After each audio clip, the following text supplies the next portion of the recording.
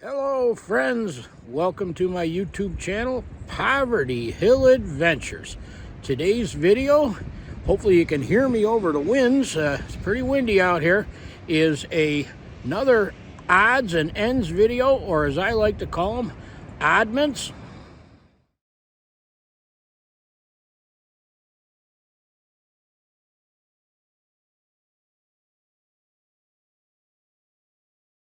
It has been a very mild winter up until this week, and this week has been quite stormy. We had a windstorm the other day in which the power grid went down, and all I can say is do not rely solely on high-tech generators. Make sure you got a low-tech backup plan for your when the power does go out, because high-tech is not all it's cracked up to be, and I'm just going to say that. I think we'll go inside and finish up this video. It's the wind's picking up a little bit, and it's starting to snow. We're supposed to get a heavy lake effect snow later today and tonight, and if it materializes, I'll probably put together a separate video of just the snowstorm. We've got high winds, and they're calling for a couple feet of snow, but sometimes that doesn't happen. So anyhow, let's go inside and warm up.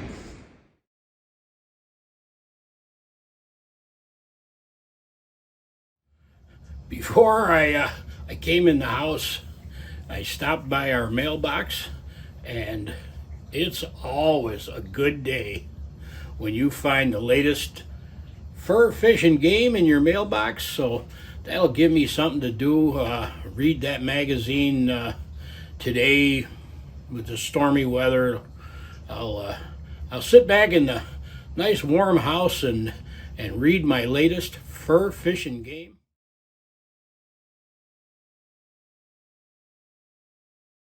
Deets, lanterns, these have been around for decades and decades. They've been around for a long time. They're still available. You can still buy them.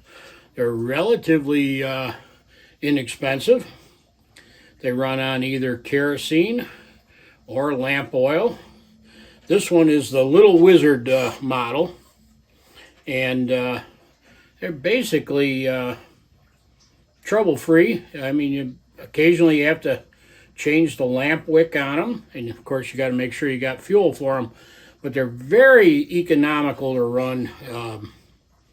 Kerosene lanterns like this one here probably get well over a week's worth of light off it on a tank full. I would guess probably even more than a week. And like I said, make sure you got a low-tech backup for your lighting and heating, because high-tech computerized generators,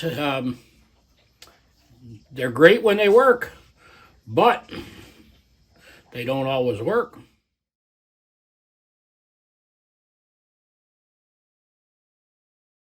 Speaking of lamp wick, there's another use for lamp wick. You can buy it in these big spools. I don't know, I think this one's 75 or 100 feet of lamp wick, which is more than you would use in a very, very long time. However, there's another use for lamp wick, and that is snowshoe bindings. Making your own snowshoe bindings, and I've got these on several of my snowshoes, and I like them quite a bit. The toe of your boot goes in this hole, which pivots, and that's what the toe hole here is for, so it allows you to pivot your foot. The remaining part of the strap wraps around the back of your ankle, and they're easy to get on, and they work quite well. So Lampwick snowshoe bindings. I've got a video on how to make them, and I'll put the link in the description to this video should anybody want to make your own snowshoe bindings.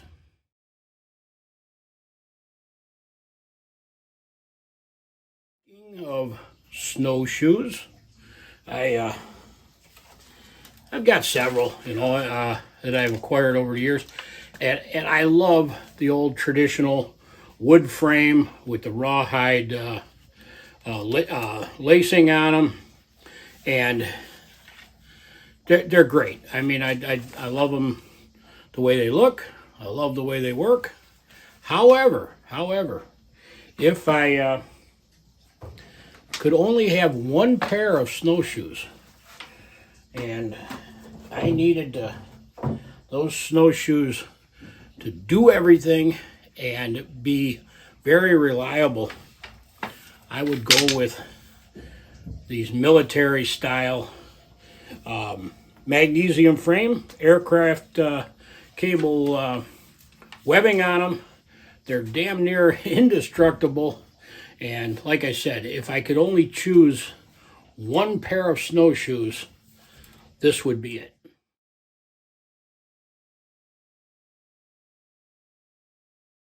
Look at the project I got for the workshop.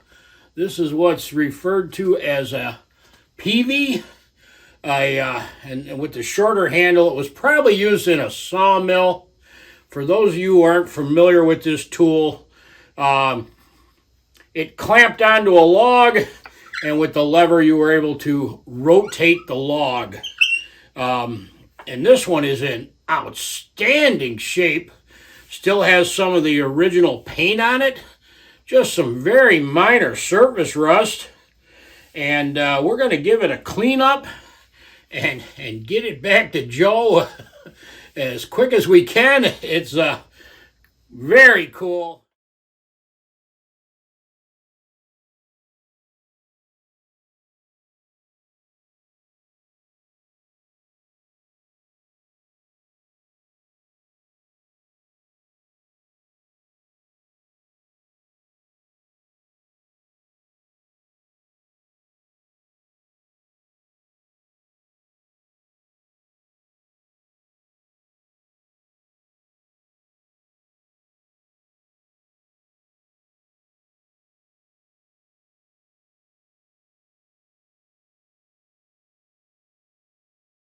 Our friends Pam and Tom have got a cabin, and the name of the cabin is Camp Howard.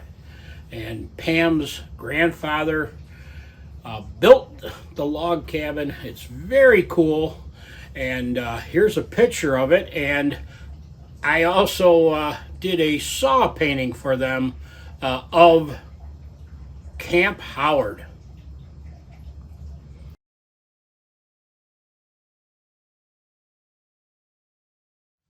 Speaking of paintings, I was messing around the other day, and I painted this miniature painting. It's of a teepee, and got a bow and arrow and a campfire in front of it, and I just wanted to show everybody it.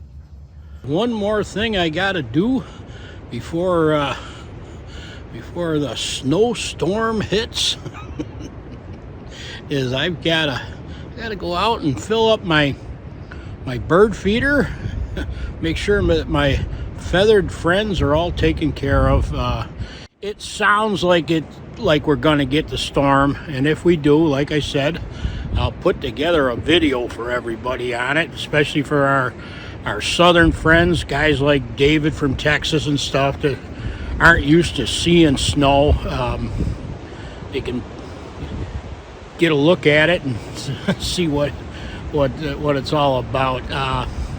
It may not happen, and if it doesn't, I won't put a video up. Right now, they rescheduled the NFL Buffalo Bills, our local team here, playoff game, wild card playoff game. They rescheduled it because they're very nervous about the snowstorm that's coming. Anyhow, I got to go fill up the bird feeder. And until next time, everybody, take care. Thank you for watching. Remember to keep on trucking. And like our friend Bigfoot always says, believe in yourself even when no one else does.